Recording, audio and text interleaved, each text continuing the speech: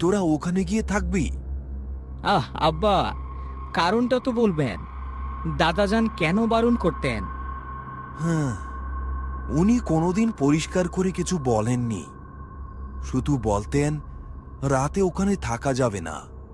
তবে যখনই ওখানে যেতাম, যাওয়ার আগে এই বিশেষ তাবিজটা উনি আমাকে পরিয়ে দিতেন, আর তখন থেকেই এটা আমার গলায় থাকে।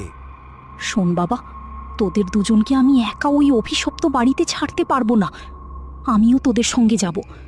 মা সাথে থাকলে সন্তানের কোনো ক্ষতি হবে না, ইনশাআল্লাহ। আচ্ছা ঠিক আছে মা, তুমিও চলো আমাদের সাথে।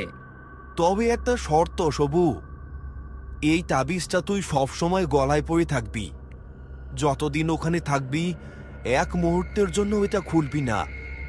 এতে তোর ভালো ছাড়া মন্দ হবে না।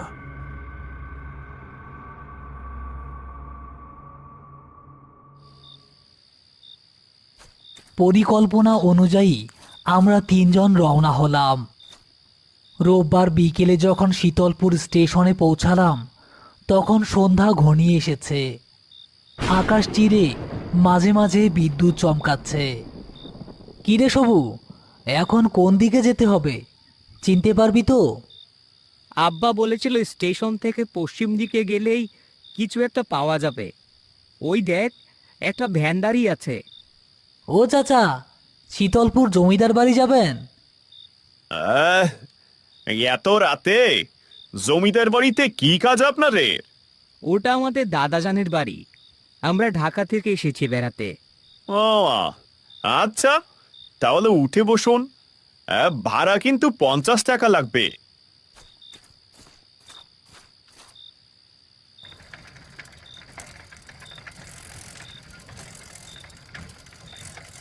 বাবু, একটা কথা বলি, কিছু মনে করবেন না। যদি জমিদার বাড়িতে থাকার নিয়ত করে থাকেন, তবে আমি বলবো সেখানে না থাকাই ভালো। কেন চাচা, এমন কথা কেন বলছেন? বাবু, ওই বাড়িতে জিন ভূতের আসর আছে। আপনারা সাবধানে থাকবেন। বিশ্বাস করা না করা ওইটা আপনাদের ব্যাপার। ভ্যান চালক আমাদের নামিয়ে দিয়ে টাকা নিয়ে দ্রুত পালিয়ে গেল। সামনে তাকিয়ে দেখি এক বিশাল অট্টালিকা কালের নিয়মে জরাজীর্ণ হয়ে পড়েছে। চল সবু, ভেতরে যাই, বেশ খিদে পেয়েছে। ভেতর থেকে পুরনো কোয়ার্টার কাশিম চাচা বেরিয়ে আসেন।